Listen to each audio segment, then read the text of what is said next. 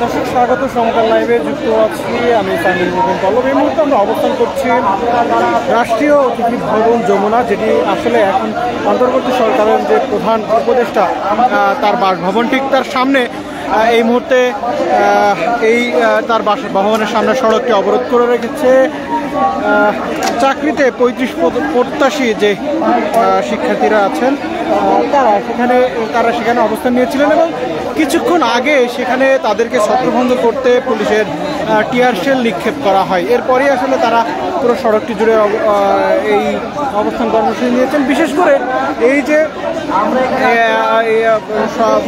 সামনে যে প্রধান উপদেষ্টার যে বাসভবন, তার আশেপাশের এরিয়াতে কোনো ধরনের অবস্থান এবং বিক্ষোভ প্রদর্শন নিষিদ্ধ রয়েছে এবং এর ফলে যে যারা এখানে অবস্থান নিতে এসেছিলেন তাদেরকে আসলে পুলিশ টিয়ার শেল এবং সাউন্ড গ্রেনেড নিক্ষেপ করে। এরপরেই আসলে সাধারণ শিক্ষার্থীরা এখানে অবস্থান করছেন এবং তারা বিক্ষোভ জানাচ্ছেন তাদের কি দাবি এবং তারা কেন এখানে অবস্থান করছেন জানবো তাদের কাছ থেকে, এবং কি ঘটেছিল কিছুক্ষণ আগে পুলিশের সাথে তাদের সেই সম্পর্কে আসলে আপনাদের বিস্তারিত জানানোর চেষ্টা করবো। আসলে কি হয়েছিল, আপনাদের আজকের কর্মসূচি কি ছিল এবং এখানে কি ঘটেছে যদি একটু জানাতে। আমাদের অত্যন্ত শান্তি শৃঙ্খলভাবে আমরা কর্মসূচি পালন করে আসছি। আমাদের অত্যন্ত দুঃখের সাথে বলতে হচ্ছে, এই 86 বছর বয়সে ডক্টর ইউনূসকে যদি রাষ্ট্রপ্রধান বানানো যায়, অন্তর্বর্তীকালীন সরকার প্রধান বানানো যায়, তাহলে আমাদের 35 কেন বাস্তবায়ন করা যেতে পারে না? আমার প্রশ্ন। ইতিপূর্বে আমরা খুব শান্তি শৃঙ্খলভাবে শাহবাগ থেকে এই পর্যন্ত আমরা শান্তিপূর্ণভাবে কর্মসূচি পালন করে আসছি।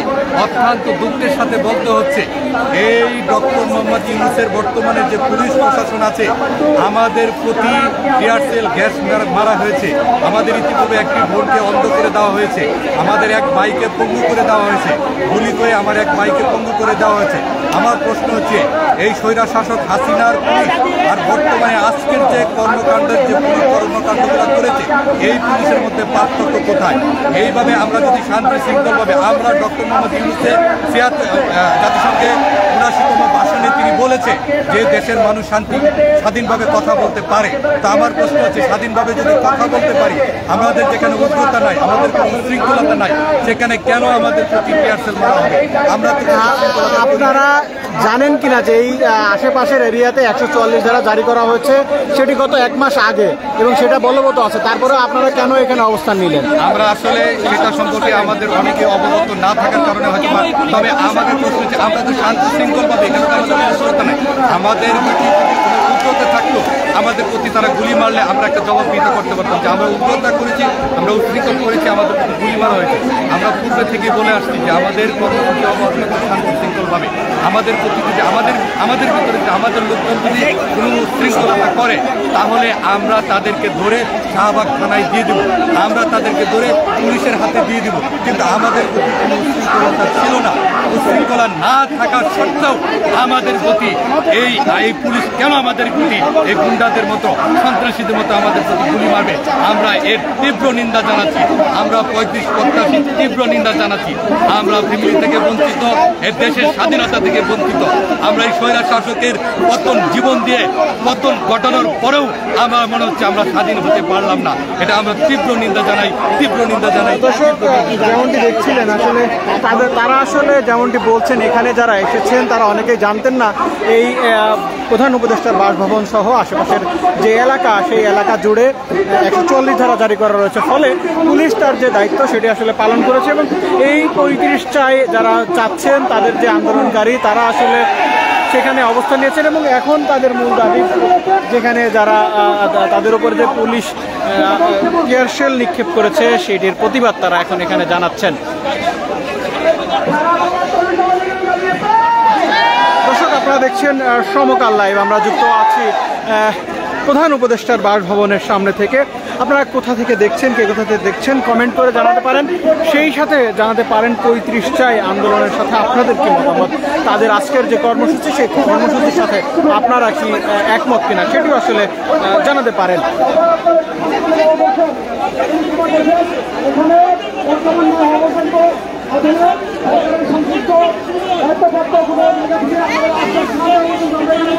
আমরা কয়েকজনের সাথে ইতিমধ্যে কথা বলেছি, সেখানে তারা দাবি করছেন যে আসলে তারা জানতেন না এখানে যে নিষেধ 144 ধারা জারি করা আছে।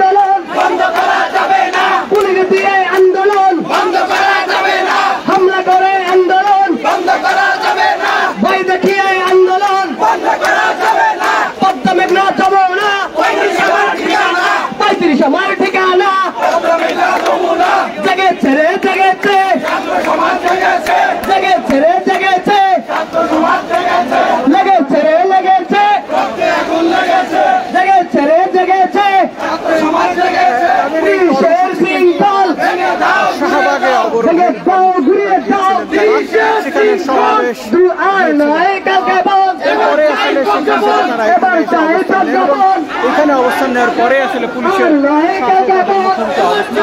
তৈরি হয়। এক পর্যায়ে পুলিশ কিন্তু তাদেরকে টিয়ারশেল নিক্ষেপ করে। এখন তারা তার প্রতিবাদ জানাচ্ছেন এবং এখানে অবস্থান নিয়েছেন। আপনারা দেখছেন সমকাল লাইভ। আমরা যুক্ত আছি প্রধান উপদেষ্টার বাসভবন থেকে। প্রধান উপদেষ্টার বাসভবনের সামনে কিন্তু এখন কঠোর নিরাপত্তার বলয় তৈরি করা হয়েছে। সেখানে আইন শৃঙ্খলা রক্ষাকারী বাহিনী সদস্যরা সতর্ক অবস্থান নিয়েছেন।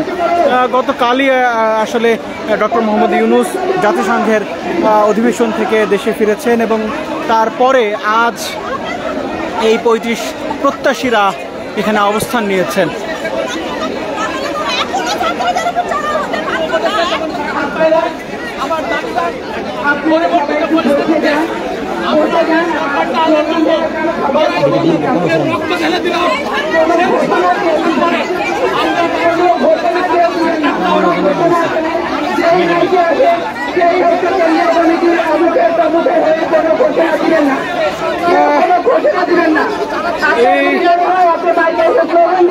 কোনো ঘোষণা দিবেন না। নীতি নির্ধারক পর্যায় থেকে যদি কোনো ঘোষণা আসে, আমরা যারা এটা নেতৃত্বে আছি তারা কথা বলে যেটা ঘোষণা দিবে সেটাই ঘোষণা।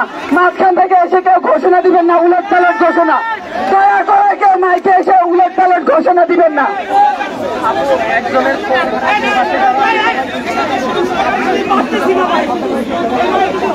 এই মুহূর্তে আসলে এই আন্দোলনকারীদের চারিপাশ থেকে আইন শৃঙ্খলা রক্ষাকারী বাহিনীর সদস্যরা ঘিরে রেখেছেন। সেখানে সেনাবাহিনী মোতায়েন আছে, সেনাবাহিনীর সদস্যরা আছেন। প্রেসিডেন্ট গার্ড রেজিমেন্টের সদস্যদেরকেও আমরা দেখেছি, এপিবিএন এর সদস্যরা আছেন। আসলে নিরাপত্তার বলয় আসলে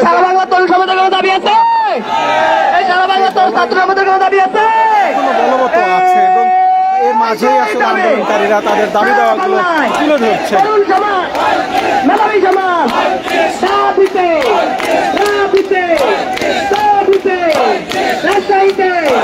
চট্টগ্রামে, কুমিল্লাতে, ঢাকাতে, কুষ্টিয়াতে, ময়মনসিংহে, সারা বাংলায় আওয়াজ চলে।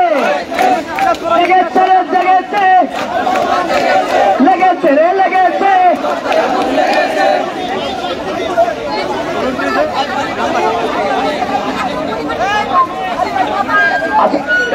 এখানে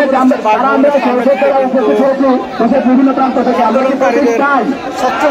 আমি সবার দৃষ্টি আকর্ষণ করছি। আমরা কি বলতে চাই? আমরা মন থেকে চাই, জীবনের বিনিময় হলেও চাই। তাহলে দয়া করে একটা উপকার করেন, সবাই বসে পড়েন। আমি 1 থেকে 3 পর্যন্ত বন্ধের ভিতরে বসে পড়বেন সবাই। 1, 2, 3 বসেন।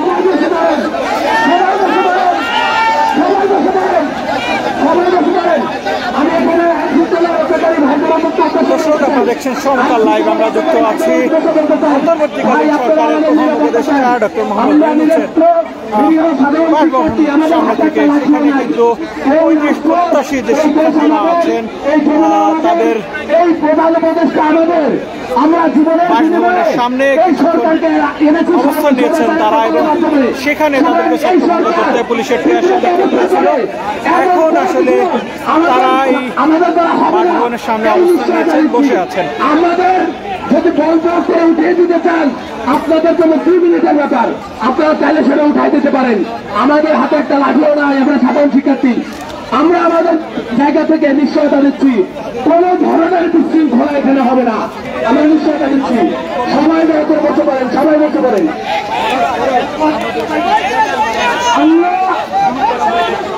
আপনি কি কথা বলেন, আমাদের যারা আছে কেন্দ্রীয় টিমে তারা কথা বলেন, কিন্তু এখানে কার্যক্রম চলবে, এখানে কেউ এসে বাধা দিলে কথা বলবে সেটা হবে না। একদম হবে না।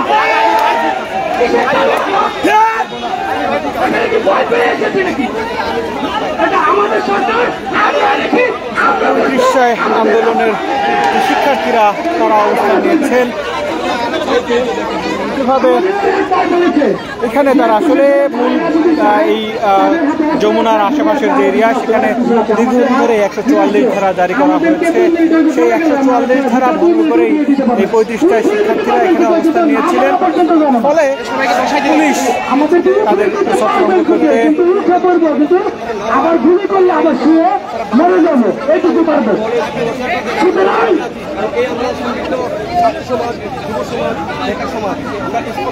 ভাই একটু শুনুন, আপনারা কেন্দ্রীয় সমন্বয় যারা আছেন তাদেরকে ধন্যবাদ, তারা সবাই এখানে আছেন। আহম ভাই, জোয়ান ভাই, সিরিয়াবু সবাই এখানে আছেন, সবাই এখানে আছেন।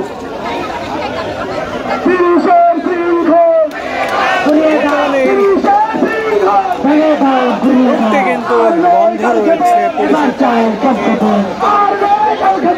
এবার চাই থেকে সেটি কিন্তু বন্ধ করে রাখা হয়েছে।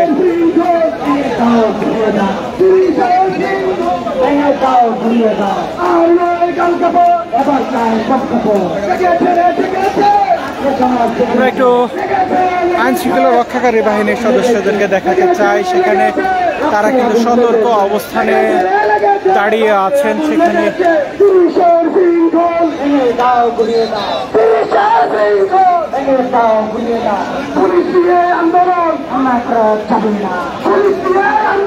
দর্শক আপনাদেরকে দেখানোর চেষ্টা করছিলাম আসলে 35টায় আন্দোলনের যে শিক্ষার্থীরা তারা যে আন্দোলন করছেন সেই আন্দোলনের অংশ হিসেবে আজ কিন্তু তারা ঘোষণা দিয়েছিলেন সমাবেশের। সেই সমাবেশটি আসলে